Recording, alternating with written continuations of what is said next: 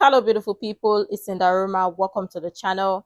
Today we're going to be checking this video and it's about the unknown warrior. Let's check it out. By the end of the Great War, the human cost meant that nearly every family from around the British Empire had suffered losses. Many of the fallen remained unidentified, resting in war graves far from home. One man's determination to honor these brave men led to the story of the unknown warrior.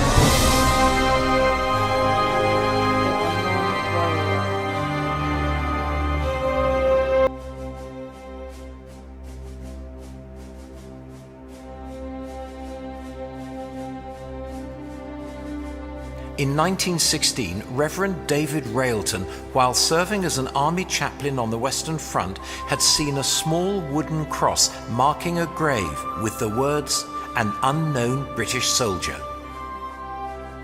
He later wrote, "How that grave caused me to think. I thought and thought, what can I do to ease the pain of father, mother, brother, sister, sweetheart, wife and friend? Quietly and gradually there came out of the mist of thought this answer, clear and strong. Let this body, this symbol of him, be carried over the sea to his native land." Wow. After writing to the Dean of Westminster, Herbert Ryle, in 1920, he proposed that a British soldier known only to God be laid to rest in Westminster Abbey amongst the kings. This was to represent the many thousands that never returned. And yeah, I always say my prayers or lend my prayers to the soldiers or fallen heroes or servicemen and thank them for their service because it is not easy. They know, or this is what they commit their lives to, and they know, some of them know they're not coming back, or they're not returning back home the exact same way they left. It's not easy. Thank you, sirs, for your service. The proposal was met with enthusiasm, and so began the journey of bringing this unknown warrior back where he belonged, back home.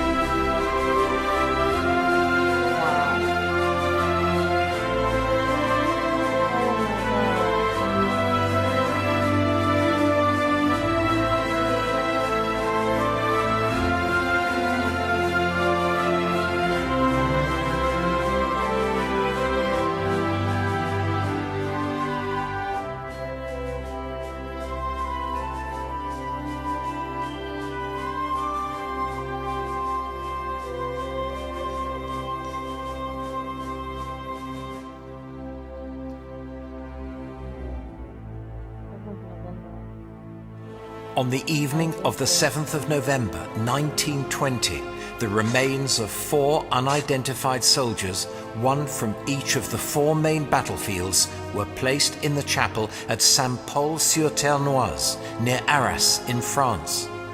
Brigadier Wyatt and Lieutenant Colonel Gell of the Directorate of Graves Registration and Inquiries entered the chapel alone. You know what is even most surprising, or when it comes to the soldiers, warriors, army, servicemen, and all of that, what is most intriguing or interesting is the fact that some of them losing their life, then the family may not know what must have happened to them. Then you hear unknown, unidentified. Imagine families going through that, not knowing what has happened to their family member or fathers, sons, you name it, husbands, you name it. It's sad. The 4 coffins were draped in Union flags and indistinguishable from each other. Wow. With eyes closed, Brigadier Wyatt rested his hand on one of the coffins. The selection of the unknown warrior was made. Wow.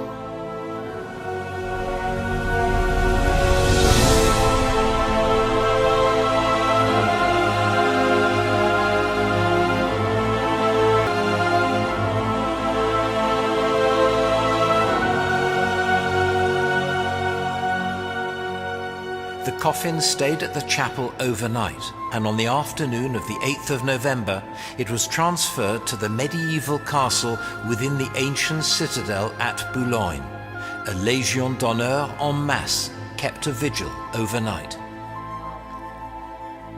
The following morning, the coffin was placed in a casket of oak timbers of trees from the grounds of Hampton Court Palace and placed onto a French military wagon. At 10:30 a.m., all the church bells of Boulogne tolled, and the mile-long procession, led by 1,000 local schoolchildren, escorted by a division of French troops, made a solemn march to the harbour.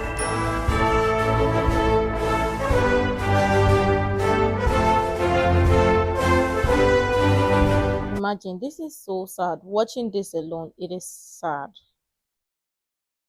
Talk about the families that have no idea where their family member is, still looking for them, unidentified, don't know if they are alive or if they are somewhere or if they are whatever. And just some of them just be like, okay, they may or they would return, but still no news.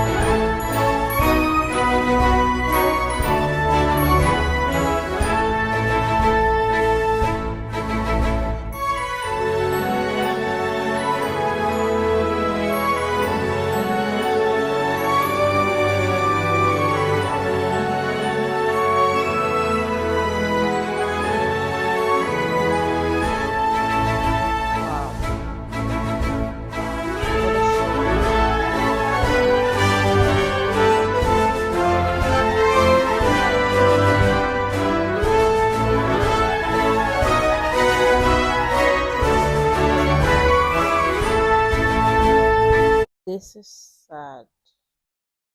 This is sad.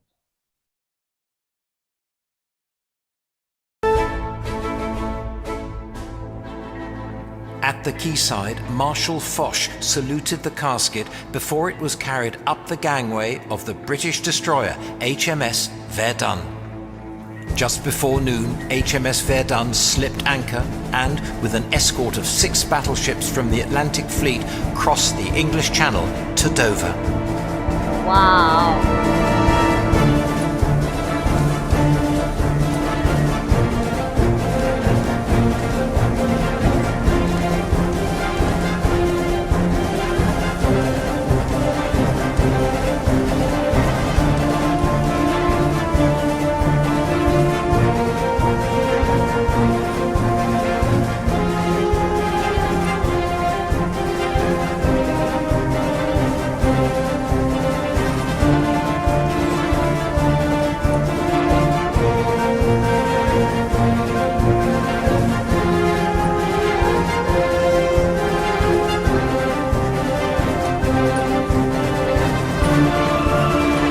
And you know, many soldiers, some of them don't even talk about the things they've experienced or life in battlefield, because some things, some tragic things that may have happened, that some of them don't want to even relive.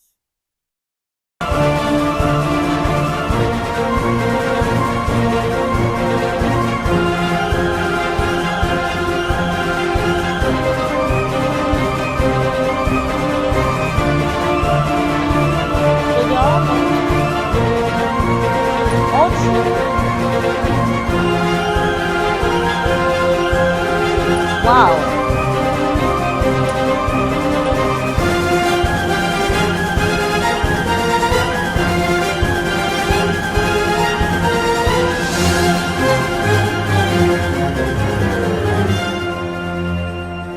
precious cargo arrived at Admiralty Pier, Dover, to a 19-gun salute fired from Dover Castle. It was placed in utility van number 132, and at 5:50 p.m. on the 10th of November, it began its 3-hour train journey to Victoria Station. 3 hours.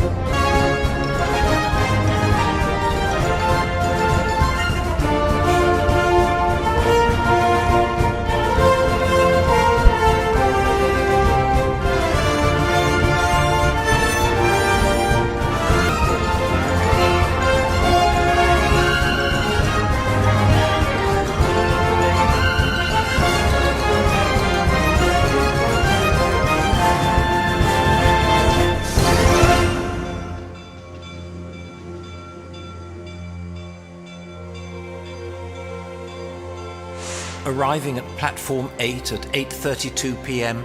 and now regarded as a national symbol, the representative of the thousands who made the ultimate sacrifice, the unknown warrior, was greeted by a guard of honor and a large, silently respectful crowd.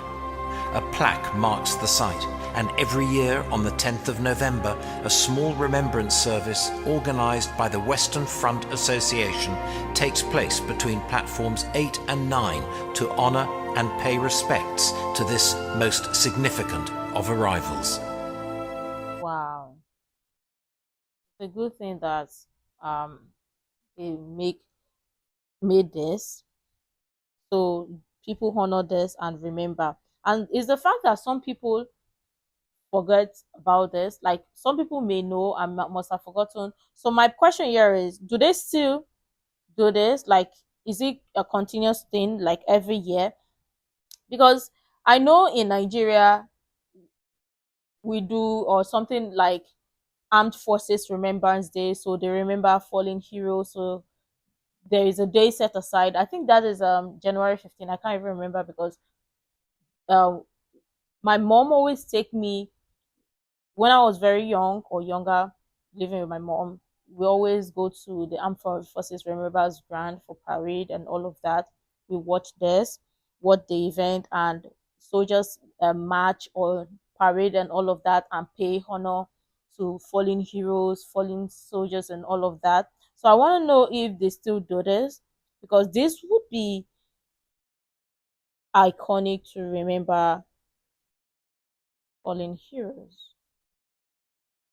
Or is this separate from the one they do like general to remember fallen heroes? Because I want to believe that they may also still be doing this. Wow. It remained there overnight under escort until interment at Westminster Abbey the following day.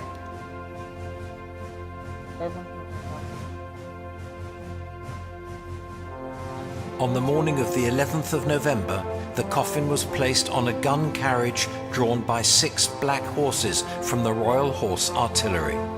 Huge crowds had gathered as the carriage travelled between lines of troops, their heads bowed and rifles reversed, for the short journey from Victoria Station to Westminster Abbey. How far is it? Is it really that short? From London Victoria Station to Westminster. How far is it, or how close it is? Because the way it sounded, from the look of things, it don't look close.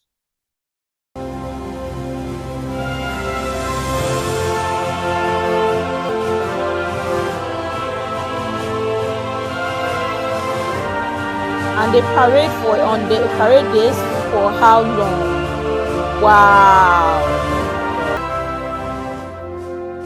Thousands came to pay their respects, lining the route as the carriage drew past, heading towards the cenotaph, a hugely symbolic national shrine commemorating the 1.1 million British and Empire dead of the First World War and celebrating its centennial year. Representing an empty tomb, it immediately caught the public imagination, becoming a powerful focus for the grief of a nation and to honor the fallen, the glorious dead. Wow. Over 1 million people visited in the first week, and as Big Ben chimed 11 o'clock, a 2-minute silence fell throughout the capital, throughout the land, across the empire and on the seas, before the cenotaph was unveiled after the haunting notes of the last post rang out.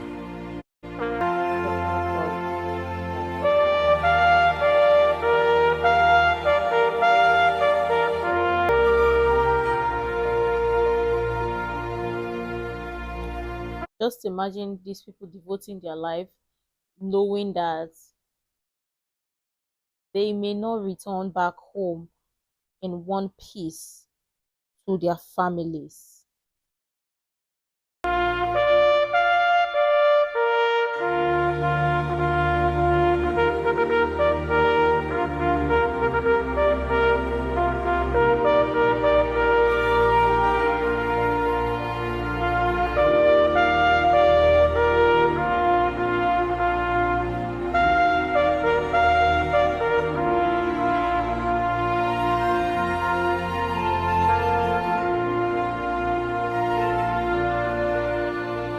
Also celebrating his centennial year, on the 5th of March 1921, a set of silver drums consisting of 5 side drums and a bass drum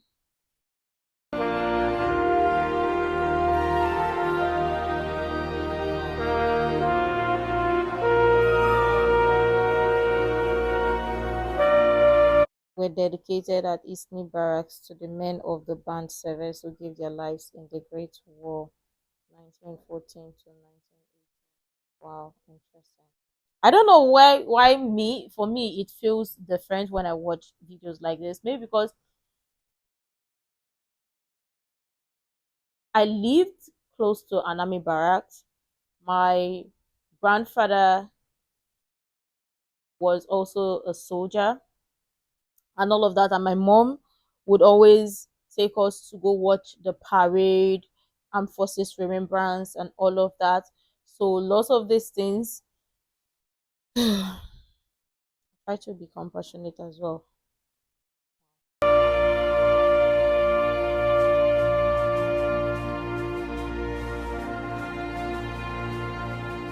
After the unveiling, the king placed his wreath of red roses and bay leaves on the coffin. His card read, "In proud memory of those warriors who died unknown in the Great War, unknown and yet well known, as dying, and behold, they live."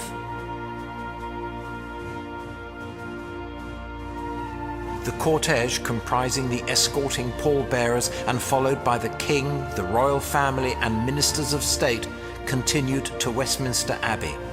Arriving at the north door of the Abbey, it was flanked by a guard of honour of 100 recipients of the nation's highest military honour, the 100 recipients.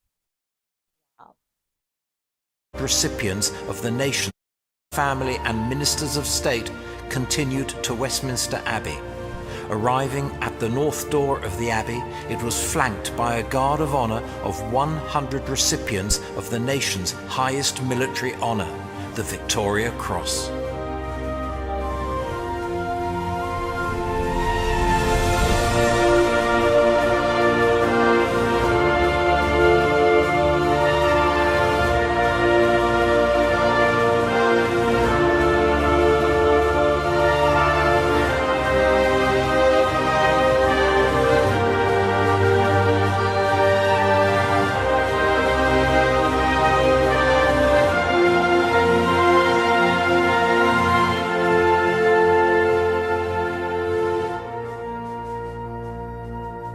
The congregation settled and the choir sang. 100 women selected from the 15,000 who had lost a husband and one or more sons, bereft with emotion, took their place, and as the dean began to conduct the service, cries of mourning echoed around the abbey. Imagine, we're talking about how many thousands, then hundreds selected, families affected, thousands of families affected. Just wow. 1,000 who had lost. The congregation settled and the choir sang. 100 women selected from the 15,000 who had lost a husband and one or more sons, bereft with emotion, took their place, and as the dean began to conduct the service, cries of mourning echoed around the Abbey. The procession made its way to the grave, carefully removing the wreath, sidearms and helmet and the Union flag, and lowered the coffin into the grave. After the Lord's Prayer, the hymn "Abide with Me" was sung with spirit and heartfelt emotion as the burial service came to a close.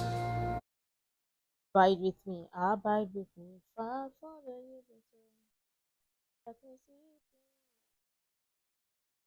trying to remember the hymn because my mom sings that. I mean, I attended Anglican church with my mom, so I mean, lots of these ceremonies or ceremonial acts I'm familiar with.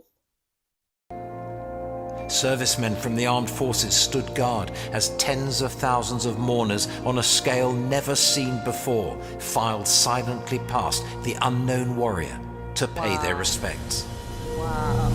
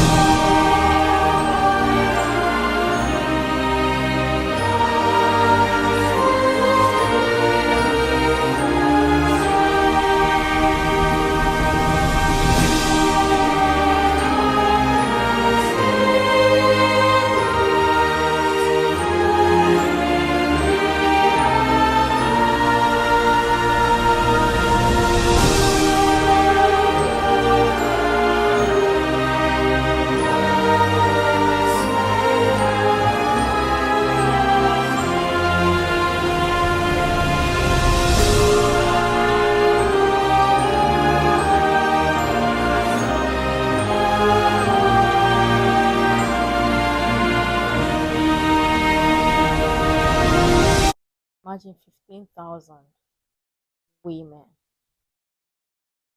15,000. Like, imagine grief, families, never to see their family again.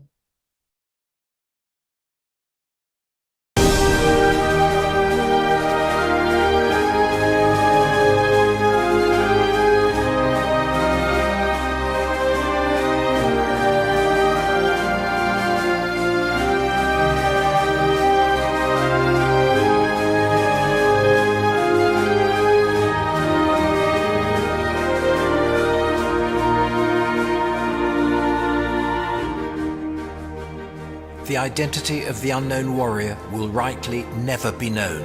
He represents the son of every mother, the husband of every wife, the brother of every sister killed in the Great War and every war. Those whose loved ones were amongst the unknown know that in this tomb there is resting the body of their beloved, and with it brings the hope and joy of many thousands, knowing that this body, this symbol of him, will always be remembered then, now, and forevermore, as the unknown warrior is finally home.